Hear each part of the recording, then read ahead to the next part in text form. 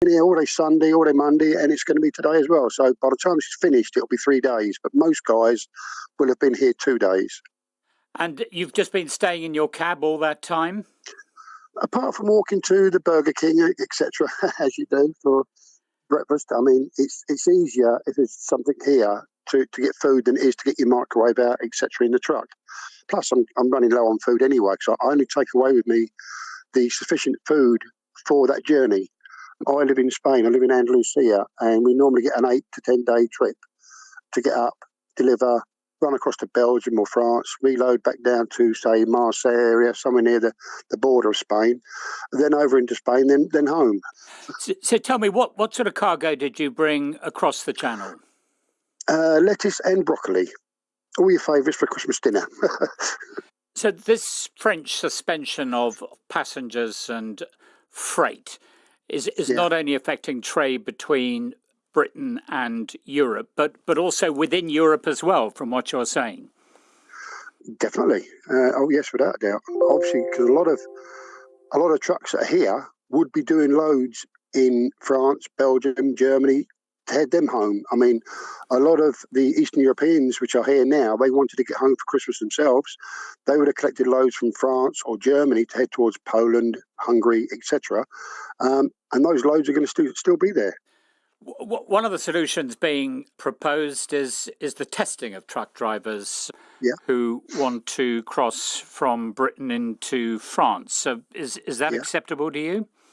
Well, yes, without a doubt. And I can't think of any driver that wouldn't say no. I think what people don't realise is you are on a truck in your own. You don't really mingle with other people. I will leave Spain. It's more or less 3.5 days before I even talk to somebody. That's customs. I'm not quite sure what we're gaining here, apart from completely disrupting the supply chain. So, Rick, you don't reckon you'll be home in Spain in time for Christmas? No, I would say that's definitely not now. It's from here, where I am now, it's 3.5 cars for me to get home, which is basically 3.5 days. So if I leave tonight or tomorrow, disregarding the queue, I wouldn't be home till probably Saturday morning. But that's without the queue that we don't know how long it's going to be to the tunnel or to the train or to the ferries either. I'm expecting it's going to take a couple of days to actually get out. So even if the border was to be reopened at midnight tonight, you wouldn't be on the move for a couple of days? I mean, I don't know, because I'm getting conflicting stories that there are 1,500 trucks down on the M20, but I know that at Christmas time it's extremely busy. It's an average of 10,000 trucks a day. Well, they're still coming in and they're not able to go out. So if you're talking 2 days of trucks, which is 20,000, plus the trucks are still coming in, there's probably another 5 to 10,000.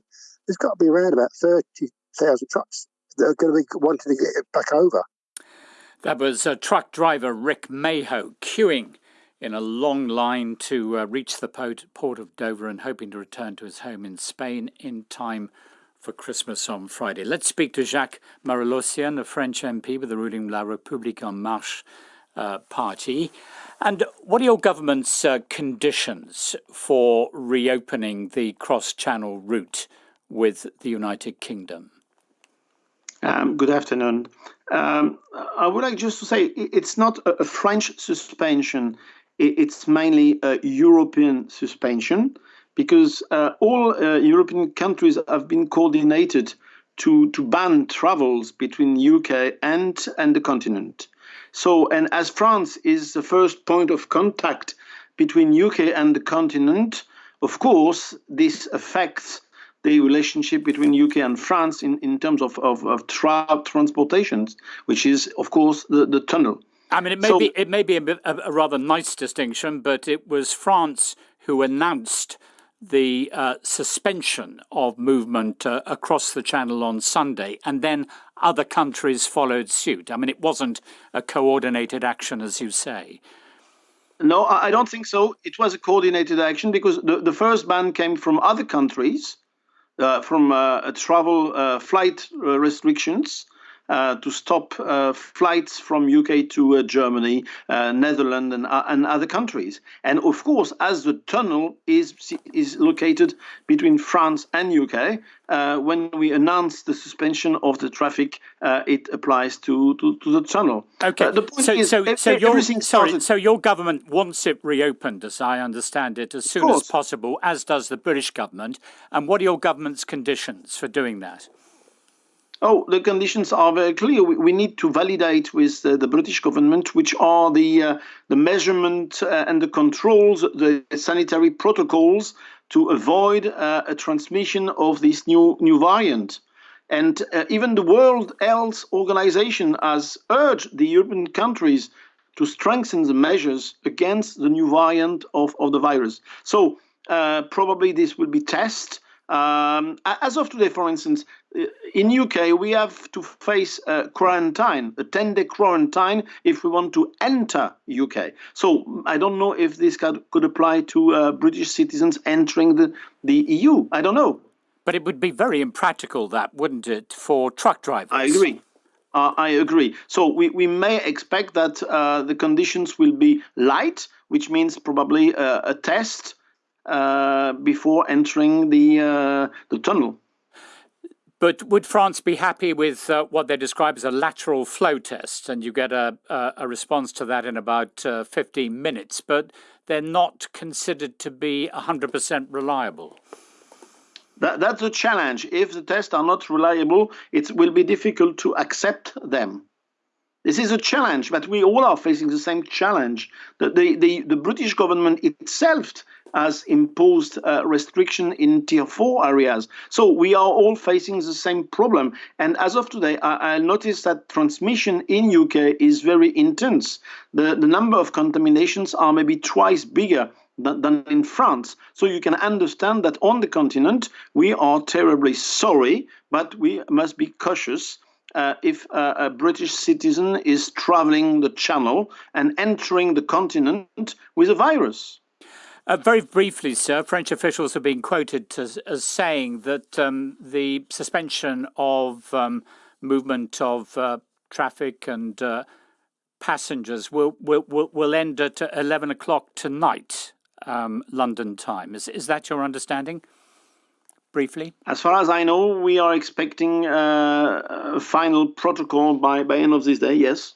Okay, so an agreement by day's end to reopen that cross-channel route. Jacques Marilosia, a French MP with the ruling La République En Marche party in France, many thanks.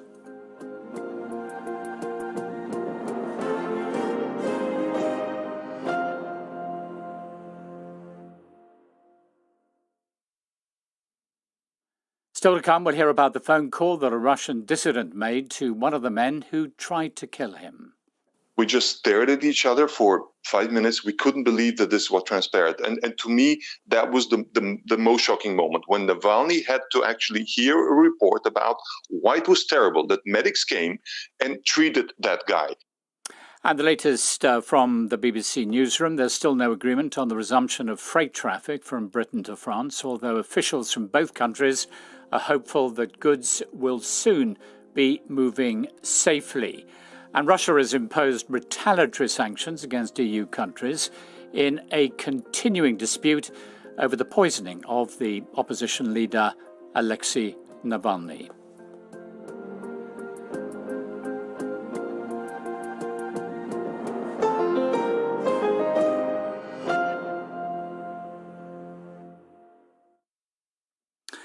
You're listening to the BBC World Service. I'm Julian Marshall, and this is News Hour. When Paul Whelan was convicted of spying in Russia this summer, the British American had high hopes he'd soon be released as part of a prisoner swap. He's always insisted on his innocence. The US ambassador in Moscow says high-level negotiations over his fate are underway, but they've been unsuccessful so far, leaving Mr. Whelan facing Christmas behind bars. Over the past few weeks, he's been speaking to our correspondent, Sarah Rainsford, from his prison camp, telling his own story in detail for the first time since his arrest. Hello? Hey, it's Paul. Hi, Paul. Moscow calls this man an American spy. Good. But Paul Whelan has told me he's a political hostage. Still the sleep deprivation thing at night. But In recent weeks, he's been calling me to relate his story in detail for the first time, phoning from inside prison camp EK-17 for the most dangerous convicts. It's an old gulag camp. Things are very old, overcrowded. It's a very, very kind of grim existence. Russia says it caught James Bond on a spy mission. In reality, they abducted Mr. Bean on holiday. I've been following Paul Whelan's case since his arrest 2 years ago. He's a former US Marine who has British parents, and he pronounced his innocence time and again at custody hearings. I'm innocent of any charge resulting. We would try to talk through the bars of his cage, but the guards always forced me out of court. Isolation continues in order to force... Now Mr. Whelan has told me a story of deception and betrayal. It began when a Russian friend he'd known for 10 years arrived at his hotel room in Moscow unannounced. Moments later, FSB security officers burst in. I thought at first maybe it was some sort of joke or a trick or something, but it became real quickly. They entered by themselves, grabbed me, pinned me down. I actually asked the person who seemed like he was in charge, what they were doing and why I was being pinned down like that. And he said he was from the Federal Security Service and I was under arrest for espionage. Paul Whelan was accused of receiving Russian state secrets, a case he says was built entirely on the word of his supposed friend. That man also claimed Paul was employed by American military intelligence, the DIA. They had absolutely no evidence of that, so they made it up. They said, well, he's a brigadier general, he works for the US DIA. And that was enough to convict you? But that was enough to convict me. It's really a farce. You hear about these things during the Soviet period, and people being taken out and shot. Well, that's the same thing. Do I look like the brigadier general? After a closed trial, Mr. Whelan was sentenced to 16 years. They have gotten this so wrong. He's a citizen of 4 countries, including Britain, thanks to his family ties. A high-profile prisoner then, so he had been confident that after the verdict, he'd soon be going home in a prisoner swap. But that was more than 6 months ago. That Crimea belongs to Ukraine and that the resolution... That Russian actors were involved in trying to interfere with the 2019 election. The problem is the context. Mr. President, I'm looking in your eyes, and you have no soul. Russia's relations with the West haven't been this dire for decades, and one man's fate is now tangled up in something far bigger. There's nothing more that I would rather do than pick up Paul and give him a hug and wish him a happy new year and send him home. The US Ambassador John Sullivan has now confirmed to me that American officials are in talks with the Russian government about Mr. Whelan. I have no higher priority in what's left of the Trump administration than to advocate for Paul and to do all we possibly can to get him released. We're not giving up. But we also need a willing interlocutor to engage in discussions on what would be remotely possible and acceptable, and something that an American president could agree to. The Whelan family have been urging Russia to move quickly if it does want to strike a deal, not wait for Joe Biden in the White House and his promise of a tougher approach to Moscow. I'm reminded of that American student named Otto who went to North Korea. He came home basically in a coma. But I don't want to end up like that. I want to be able to come home, see my family, and live my life. They've abducted a tourist and they're holding a tourist hostage. This whole case is totally made up. Paul Whelan is now preparing to spend Christmas in custody, sewing prison uniforms in the workhouse of a Russian labour camp. Sarah Rainsford reporting from Moscow. And we go now to Norway, where the Supreme Court in Oslo has rejected a case by environmental campaigners that sought to stop oil exploration in the Barents Sea. Joining me now is Simon Balsnes, Central Board Member of Young Friends of the Earth, who filed the lawsuit against Greenpeace. And what was your argument in court? Well, basically, it is that the Norwegian oil exploration and production is Norway's biggest contribution to climate change. And the Norwegian constitution ensures the right for every citizen to a healthy and livable environment. And we believe that oil production is fundamentally in contradiction with such a right. But the Supreme Court did not accept that argument, is that right? Yes, unfortunately, they did not. Why? Well, they ruled that there basically is such a right in the Constitution, but that the bar to break it is so high that not even this oil exploration in the far north in the Arctic is severe enough to violate it, which basically means that the constitutional protection of the environment has been stripped of any meaning. If millions of tons of CO2 being pumped into the atmosphere is not severe enough, what is? So, do you have any other legal avenues left in order to stop, as you want to do, oil exploration in the Barents Sea? Not in Norway, unfortunately, which is quite disappointing. It was, of course, here in our home country that we wanted to end this. But the possibility of taking this lawsuit to the European Human Rights Court is still open, but we're not sure yet. We will have to read the ruling carefully and consider our options in the next coming weeks or months. And would you deploy the same arguments, or would you have to shift your position in some way if you took it to a European court? We will probably use the same arguments. We believe that the argument that oil exploration, oil production being in violation with protecting the environment, it still holds true, even despite this ruling in the Norwegian Supreme Court. And you would obviously reject the argument advanced by the Norwegian government that oil exploration has made the country rich, and this is to the benefit of all its citizens. Well, we're not debating that oil has made Norway rich, but it's not a possibility into the future to continue this production, which is so harmful to the environment and possibly not even beneficial to the Norwegian economy. In the course of this case, it has come forth into light that the Norwegian Oil Directorate has withheld information from the public that these oil projects that we're suing about, maybe there was a possibility that they were not even going to be profitable.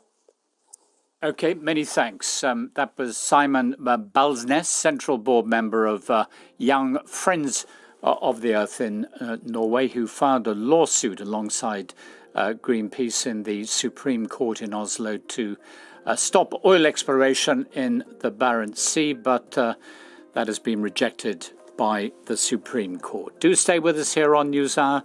A lot more to come in the next 30 minutes.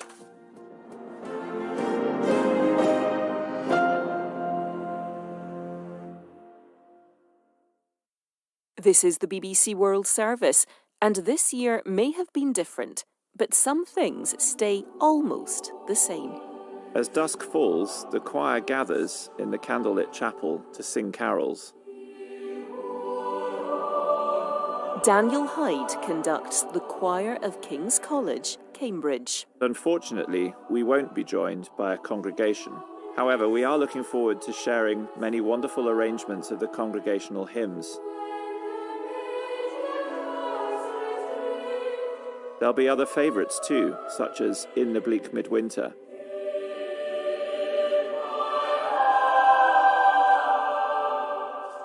A festival of 9 lessons and carols on the BBC World Service.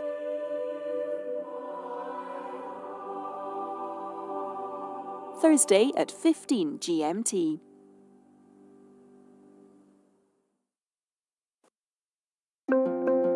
Coming up on NewsHour in the next 30 minutes, we examine claims that COVID-19 originated in a leak from a laboratory in the Chinese city of Wuhan. Why the Russian government is rattled by the latest exposure of its alleged role in the poisoning of Alexei Navalny. And the US Congress has finally agreed an almost $9 billion coronavirus relief package. That's after the latest news. BBC News with Neil Nunes. Reports say France will lift its ban on cross-channel transports at midnight local time. A formal announcement is expected later. The ban was imposed after a spike in coronavirus cases in Britain attributed to a new variant of the virus. Talks are underway between the two countries on testing lorry drivers as a way of minimizing further spread. New coronavirus infections in India have fallen to their lowest daily level since early July. The country of 1.3 billion people has the world's second highest number of cases. The coronavirus has reached the last untouched continent, Antarctica. 36 cases have been reported from a Chilean Army research station on the Antarctic Peninsula. The authorities are monitoring the situation. Russia has sanctioned several EU countries who've imposed what it described as unacceptable measures following the poisoning of the opposition leader Alexei Navalny.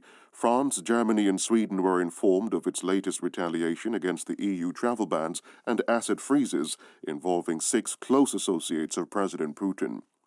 The UN says it's increasingly concerned about the plight of civilians in Ethiopia's Tigray region and has once again called on the government to allow full access so that allegations of war crimes can be investigated. The mayor of Rio de Janeiro has been detained, suspected of involvement in a bribery scheme. Marcelo Crivella, who's due to leave office at the end of the month, says the allegations are politically motivated. The Sri Lankan authorities have arrested a man suspected of trafficking babies. He's said to have been involved in the sale of nearly 30 newborns. And the former head of world football, Sepp Blatter, is facing a criminal complaint. He's alleged to have been involved in a museum project that would cost FIFA more than $500 million. BBC World News. Welcome back to Newshour. We go now to the United States, where amid a mounting COVID death toll, Republican Democrats have finally agreed an almost $9 billion coronavirus relief package. There've been months of wrangling and partisan finger-pointing to reach this point, which the Democratic House Speaker Nancy Pelosi has called a good bipartisan deal. Let's speak to the BBC's Nomia Iqbal in Washington. And Nomia, firstly, who's going to benefit from this relief package? Well, the hope is millions and millions of struggling Americans who've been really hard hit by the pandemic. As you mentioned there's been a lot of stalling going on. And even before the vote took place, there was more arguing because the House only had this short amount of time to read the actual text of the bill, which was more than 5,500 pages long. There was also a corrupted computer file, which meant they couldn't even put it online for ages. But eventually it was approved 92-6. There'll be $600 stimulus checks for people earning under a certain income. That's a one-off check. $300 weekly unemployment benefits. There's money to help states roll out the 2 approved vaccines. There's also a bill that ends surprise medical billing, where hospital patients get hit with fees. This was something Donald Trump really wanted to bring in. Also, provisions for the entertainment industry. There's $15 billion in grants for independent venues to help them. So there's a lot in the package, but both parties will claim victories of sorts. The Democrats have, however, said it's not enough. I mean, why was there any argument between the two parties when so many Americans are going to benefit? Well, both sides had to make a lot of compromises. So, for example, the Republicans really wanted protection for businesses from any pandemic-related lawsuits, and the Democrats did not find that acceptable. The Democrats also really passionately wanted consistent funding for state and local governments and said, that was really important to them. But they had to give up on that. So there was a lot of going back and forth on those details. Also, the role of the Federal Reserve Bank as well. The Republicans wanted to curb their emergency lending powers, which the Democrats said was unacceptable because then that would, they say, impact Joe Biden when he gets into the White House. So that's what they bickered over for a long time. But Joe Biden, yesterday when he received his vaccination live on air, he said he'd be ready to pick up the baton, and that really forecasts what will probably be his first legislative initiative when he sits down in the Oval Office. So there is an expectation that there will be a third package come next year. And President Trump will have no problem signing this package into law. He shouldn't do, because he signed the first package back in March, and he has said that there was a bit of a presidential pressure from him on Twitter, certainly. He's probably been not as high profile as some presidents are when there's a congressional stalemate, but it is expected to land on his desk and he is expected to sign it. Nomia, many thanks. That was the BBC's Nomia Iqbal in Washington.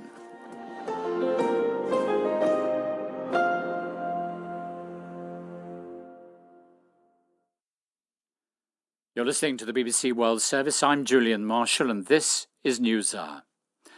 A leading Chinese scientist at the centre of claims that the coronavirus leaked from her laboratory in the Chinese city of Wuhan has told the BBC she's open to any kind of visit to rule it out.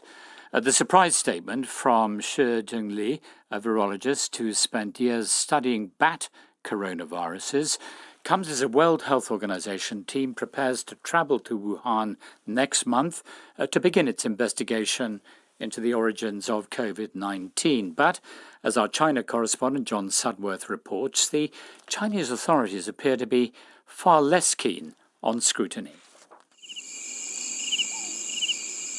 The origins of this pandemic may well lie in the jungle-covered hills of China's Yunnan province. It's getting dark, and already we can see the bats flying overhead, swooping down as they catch the evening mosquitoes. The bat populations here are known to harbour hundreds of coronaviruses, some of which can pass to humans. And it's been quite a journey to get here, partly, of course, because we've been followed and surveilled the whole way down from the city of Kunming. 4, sometimes 5 cars following us. And not just followed. Roadblocks prevent us from driving into villages. And when we approach on foot... Why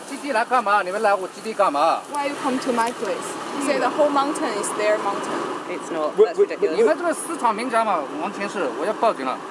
This isn't about your land. This isn't about anything else. This is about trying to stop us reporting.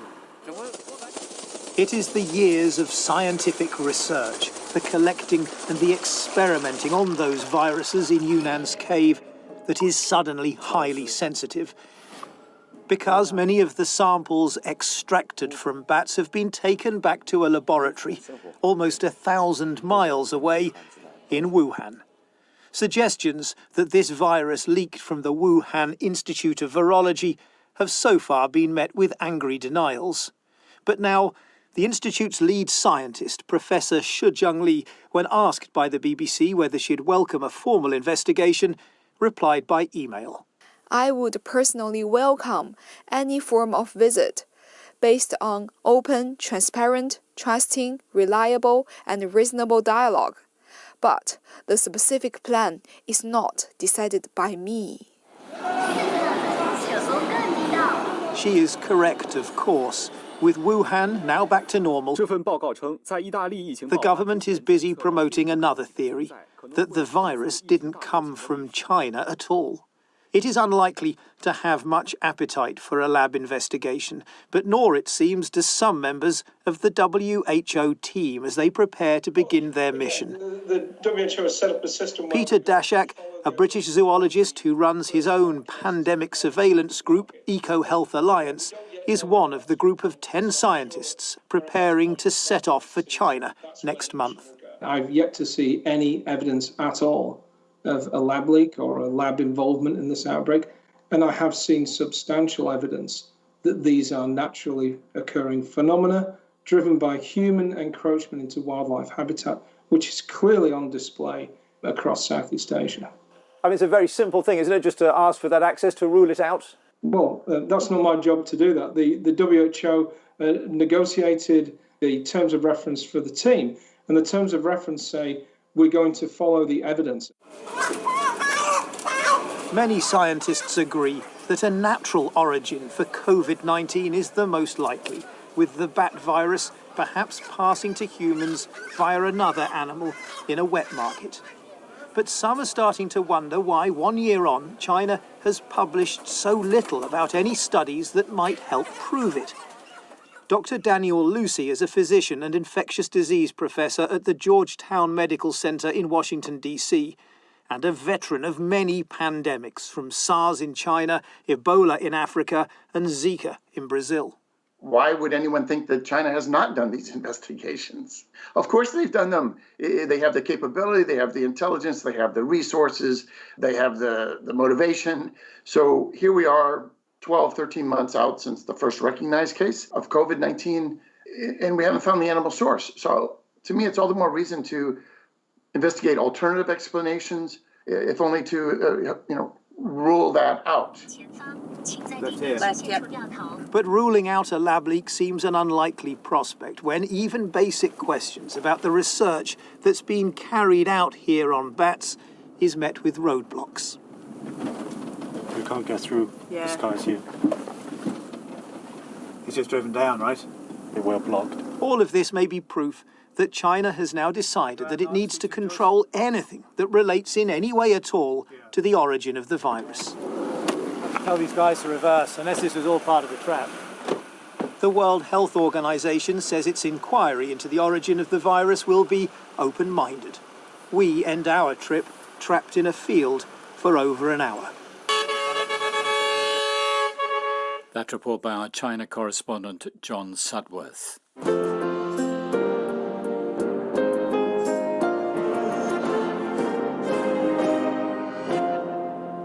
The Russian government is clearly rattled by the recording of a phone call which appeared to show Alexei Navalny duping a Russian agent into confessing to state involvement in the poisoning attack on him last August. It summoned ambassadors from those Western countries which took sanctions against Russia over the poisoning and announced retaliatory measures against them. The government has always denied any involvement.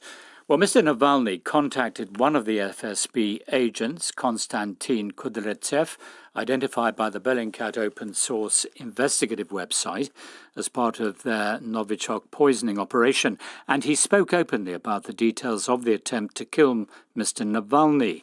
The agent revealed that the Novichok was planted in a pair of the opposition figure's boxer shorts. Here's an excerpt. Okay, then tell me what kind of clothes it was applied on. What was the main focus? What's the riskiest piece of clothing, in theory? Well, underpants. Underpants. Well, the FSB has said the entire phone conversation and associated video is fake and created by the Western secret services. Christo Grozev sat next to Alexei Navalny during the phone conversation, a lead investigator of Bellingcat. He was instrumental in identifying the group of FSB agents said to be responsible for Navalny's Novichok poisoning. The reason why we met at 4 a.m. German time was to record him confronting his would-be killers and asking them, "Hi, I'm Navalny. Why did you try to kill me?" And most people just hung up straight away, didn't they? Exactly right. So for one of them, he decides to go a different route. He says, well, let me just prank this guy and see what happens. And I told him this is not going to work. There's no way that these highly trained FSB operatives are going to fall for that. He said, let me try. So he just went in. It worked. It lasted 5 minutes. I couldn't believe my ears that it's still working. It lasted a total of 49 minutes. The reason why it worked out is because Navalny actually quite well impersonated the style of a military bullying tactic. And he was just saying, I need your report by 8 o'clock in the morning. You know what my boss is like. I need you to tell me what happened on that mission. But emotionally, I mean, to hear the man say, as he does at one point in the conversation, what went wrong, sir, is that if we hadn't landed the plane, maybe there would have been a different effect. Now, the different effect means maybe we'd have killed Navalny. What was it like? When he put the phone down after 49 minutes, what did he do? What did he say? We just stared at each other for 5 minutes. We couldn't believe that this is what transpired. And to me, that was the most shocking moment, when Navalny had to actually hear a report about why it was terrible that medics came and treated that guy, why it was terrible that the plane landed, the pilot landed the plane too early. He had to hear this himself as if it was a bad thing. It was terrible. That was Christo Grozev of Bellingcat speaking to my colleague Lawrence Pollard. And let's us speak now to Dr. Mark Galeotti, a Russian expert from the Royal United Services Institute here in London. And Dr. Galeotti, what do you make of this entire episode, that Navalny telephone call and the way in which Russia has subsequently reacted? Well, Navalny himself has demonstrated an extraordinary habit of turning the tables on the authorities, and this is just particularly the most surreal, extreme example. And I think it helps explain quite why the authorities are responding in such a heavy-handed way, because, to be blunt, they're embarrassed. They've been caught out, and it's frankly a response that we've seen in the past, that if in doubt, they escalate. They try and bluster their way through, and that's really what they're doing. And let's listen to President Putin's spokesman, Dmitry Peskov, arguably an example of bluster. In this clip, he's suggesting that Mr. Navalny was delusional. Probably I will allow myself to express my personal point of view, which I usually do not express, because I have no right to do so. I'll abuse it a little here. In general, we can say that the patient has a pronounced persecution mania. You can also clearly identify certain signs of megalomania, because, as they say, he even compares himself to Jesus. And the rest, of course, are manifestations according to Freud, such an obsession with the codpiece area, in fact, and so on. This is probably how you need to treat it. Dr. Galliotti, we're getting to the realms of the surreal here, aren't we? Absolutely. And let's be honest, I almost feel faintly sorry for Mr. Peskov in the sense that he really has so little to go with. I mean, they're now at the point of, on the one hand, either they're claiming that this is all a provocation and a fake that's staged by Western secret services, or else they have to just simply claim that it's because Navalny is some kind of delusional fool. They still can't get round the fact that there is now a recording of one of the chemical warfare experts who was part of the team working on Navalny, in which he actually walks them through how they tried to murder him. How aware are Russians, do you think, of what has been happening over the last couple of days involving Alexei Navalny, and will it in any way shake their confidence in the Russian state? Well, it's interesting. I took a look at the Russian press this morning, and as you'd expect, with the exception of one fairly independently minded newspaper, all the mainstream press had nothing at all about this. They know absolutely where the red lines are, let alone TV news. But the point is, Russians have got quite used to the fact that, to be terribly blunt, the Kremlin has for decades lied to them. Mr. Navalny himself recorded a thoroughly entertaining video in which he talked through the case even before this most recent revelation. And millions of people in Russia have already watched that YouTube video. This is it. Navalny has found ways of getting round the Kremlin censorship. So although people who, let's say, are not particularly internet savvy or don't want to find out about it won't, this will go and is going viral. So people will know about it. Will it actually change attitudes? Well, in a way, there's two morals that people can draw from it. One is that Navalny continues to be standing up to and needling the Kremlin. But the other one is that if you do that, then you run the risk of being killed. The Kremlin seems to be ushering in a new era of crackdowns, and I think people will be aware of that. Dr. Mark Galliotti, a Russia expert from the Royal United Services Institute here in London. In 10 minutes, BBC World Service brings you People Fixing the World, which looks at a project saving mums and their unborn babies. There is no doubt that if we didn't have this car, I would have lost my babies, which has happened in the past. I lost a baby boy because we didn't have an emergency vehicle in the village. And online, Discovery is in conversation with the bone specialist, Dr. Alice Roberts. So I applied for it and I got the job. And again, at that point, I thought, I'll do this for another 6 months, maybe a year, and then I'm back into surgery. And you can meet the Warrior Elephant Guardians. They are just resting here and they get protected from the hot sun. This platform where we are standing here, this is where the keepers sleep during the night, such that elephants can raise their trunks and touch the keepers. That's all at bbcworldservice.com. Now, though, let's return to NewsHour with Julian Marshall. A reminder of our top story this hour. There's still no agreement on the resumption of freight traffic from Britain to France, though officials from both countries are hopeful goods will soon be moving safely.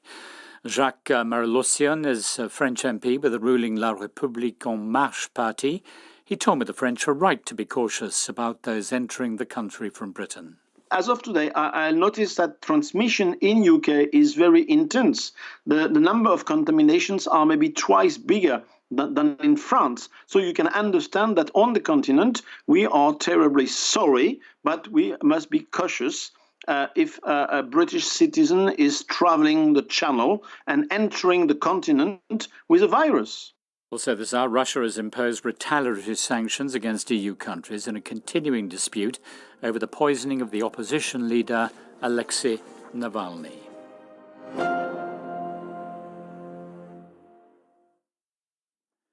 You're listening to the BBC World Service. I'm Julian Marshall, and this is News Hour. Balochistan is a province of Pakistan where government forces stand accused of gross human rights abuses as they battle a long-running separatist insurgency. Karima Baloch was a vocal critic of the policies of the Pakistani military and state, both as leader of the Baloch student organisation and in Canada, where she's been living in exile since 2015. But on Sunday, Baloch Karima went missing in Toronto, and friends say her body has since been discovered by the police. The Canadian police, though, said just a short while ago that they do not believe there are suspicious circumstances surrounding her death. Kia Baloch is a journalist from Balochistan living in Norway. He knew the dead woman and has been speaking to her family. They say that it has been confirmed to them from the Canadian police that they have recovered a dead body in Toronto and it has been identified as of Karima Baloch. She went missing on Sunday from Toronto, and our dead body was recovered from Toronto on Monday. Now tell me about Karima Baloch and the sort of work that she used to do when she was living in Balochistan. Karima Baloch was the first female student leader to set a new trend in a largely conservative and tribal society in Pakistan. From Pakistani authorities to hardcore religious fanatics, none of them were happy with her activism. She was one of the most prominent Baloch right activists in the West and in Pakistan as well. During her time in Pakistan, she campaigned for independence Balochistan and highlighted cases of enforced disappearances. And she was also named by the BBC as one of the world's 100 most inspirational and influential women in 26 for her campaigns for independence of Balochistan. So why did she leave Balochistan? She left Balochistan because activism for her and her organization became impossible in Balochistan. Many members of BSO, the organization she was part of, were subjected to enforced disappearances. She vibrantly led the organization. She campaigned against the enforced disappearances in remote areas of Balochistan and Karachi and Quetta. As a result of her activism, many members of her family disappeared over the years, including two of her uncles in most times when she was in exile in Canada. Did Karima Baloch feel safe in Canada? It's very hard to say she felt secure or not, but one of her friends mentioned it to me that Karima had most recently told him that she is being followed in Canada by some unknown people. There are some people there observing her activities, and she is under surveillance in Canada. Why is independence for Balochistan such a big issue? Why are so many people involved in this campaign? Balochistan is the most volatile region of Pakistan. Many political groups have been fighting for decades, seeking separation. Balochistan is the largest province of Pakistan and also the least populated region, but it is rich with mineral resources and natural gas reserves. Groups seeking complete separation from Pakistan say that their natural resources are being exploited by the Pakistani government. And they don't just blame Pakistan. They also blame China that has robbed Balochistan in a $60 billion deal, which is developing a port in southwestern city of Gwadar and developing a road network. That was Kia Baloch, a journalist from Balochistan living in exile in Norway. The COVID pandemic is threatening 3 decades of improvement in health and social services for women, newborn babies, children and adolescents. The warning comes from a global alliance of more than 100 organisations hosted by the World Health Organization, which has extracted pledges of $20.6 billion from countries to protect these groups. Helen Clark, the former Prime Minister of New Zealand, is chair of the Global Partnership for Maternal, Newborn and Child Health. The concern is that there's been so much disruption to basic services like vaccination. So if children don't get their vaccinations, they could be struck by diseases which were preventable, and you will get an increase in deaths. There's also been concern that the rising food insecurity that we've seen during the pandemic also blights the chances of children because they lack the nutritious food.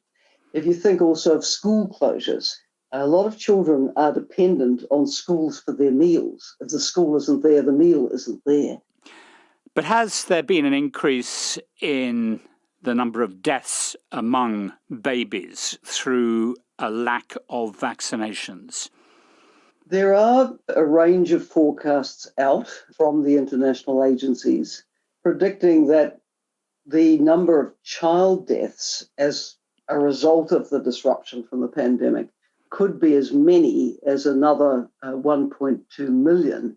Now, annually, there are around 5.2 million preventable child deaths. So that would be quite a significant rise. It may not get to that, one hopes not, but that is within the realms of the possible.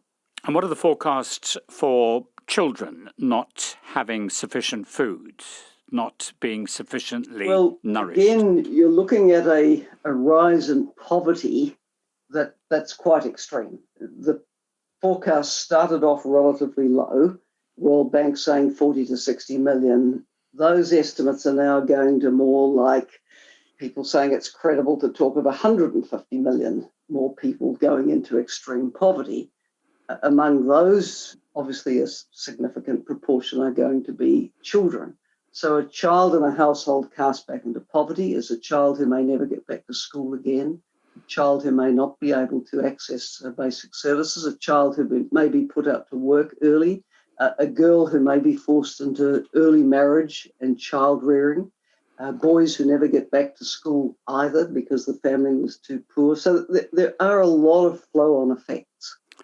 These are, of course, just pledges. How do you therefore ensure that governments honour these pledges? The Partnership for Maternal, Newborn and Child Health has always focused on accountability. When governments make pledges, do they follow through on them? So it's fantastic that these 10 countries, 5 developing, 5 developed, plus you have the Gates Foundation, have pledged. But we'll be watching to say, well, how did it go? What did the money go on? That was Helen Clark, the former Prime Minister of New Zealand and now chair of the Global Partnership for Maternal, Newborn and Child Health. That's it from this edition of NewsHour. From me, Julian Marshall, and the rest of the team in London. Goodbye.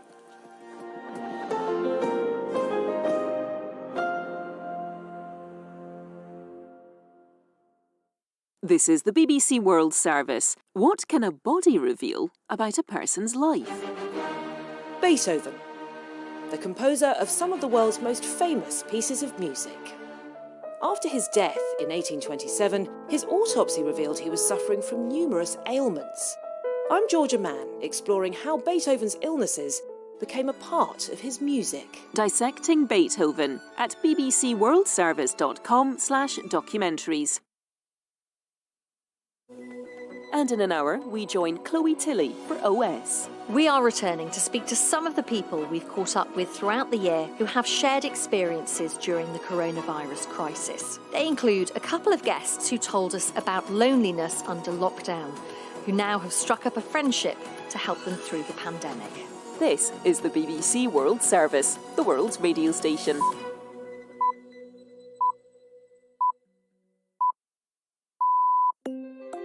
Coming up after the news is People Fixing the World.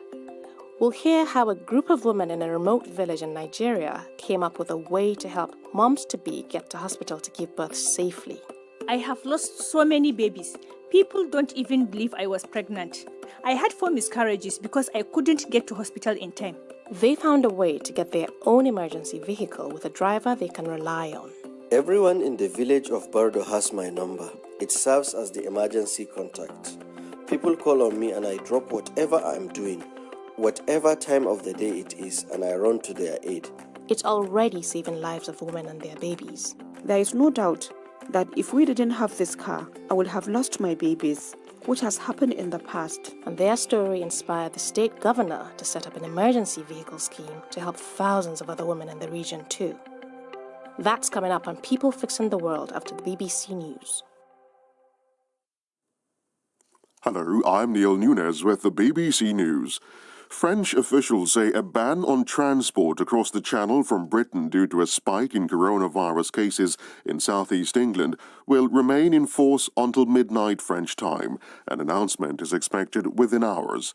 The European Commission has recommended that disruption to freight and essential travel should be kept to a minimum. Kevin Connolly has the details. This is about getting people back to their country of residence, getting people home to their own countries, subject to requirements perhaps for testing or quarantine.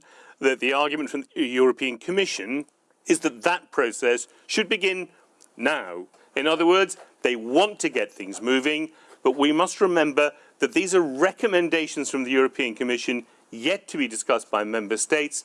It's not at all clear that all of the member states are going to agree, and of course, critical in all of this is France. As a result of the French ban, more than 1,500 lorries are stuck near the British port of Dover. Truck driver Rick Mayo is one of them. He was delivering a lorry load of lettuce and broccoli to Britain.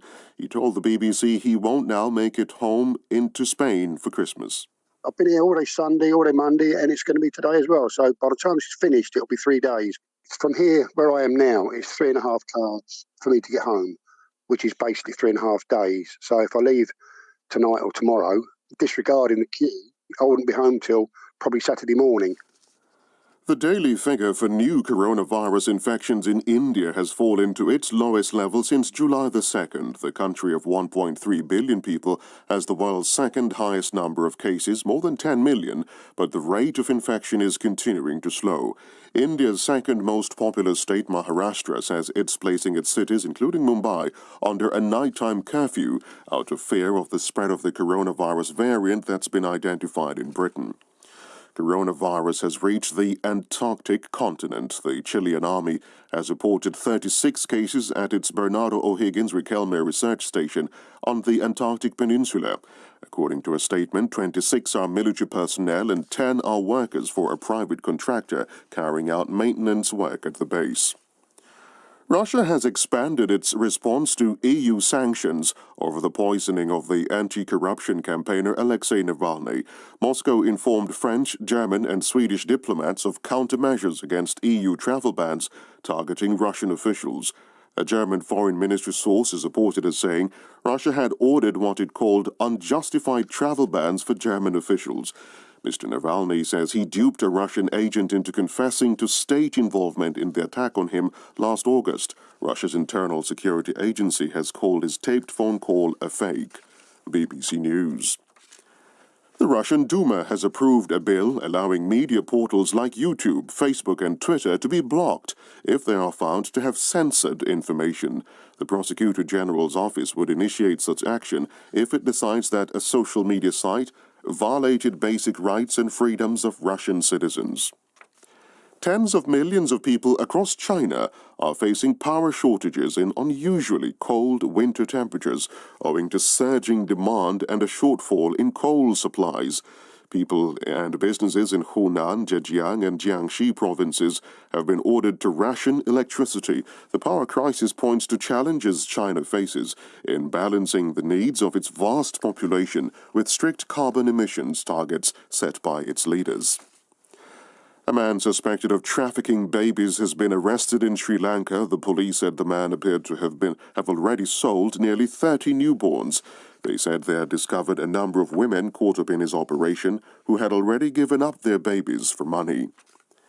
World Football's governing body FIFA has lodged a criminal complaint against its former president Sepp Blatter and others over a museum project that will cost more than $500 million. Mr. Blatter denies wrongdoing. More from Alex Capstick. FIFA has referred the matter to Swiss prosecutors following an audit into the funding of a football museum in the centre of Zurich. It's claimed the project was deliberately mismanaged by officials under the previous regime of football's world governing body, including the former president Sepp Blatter.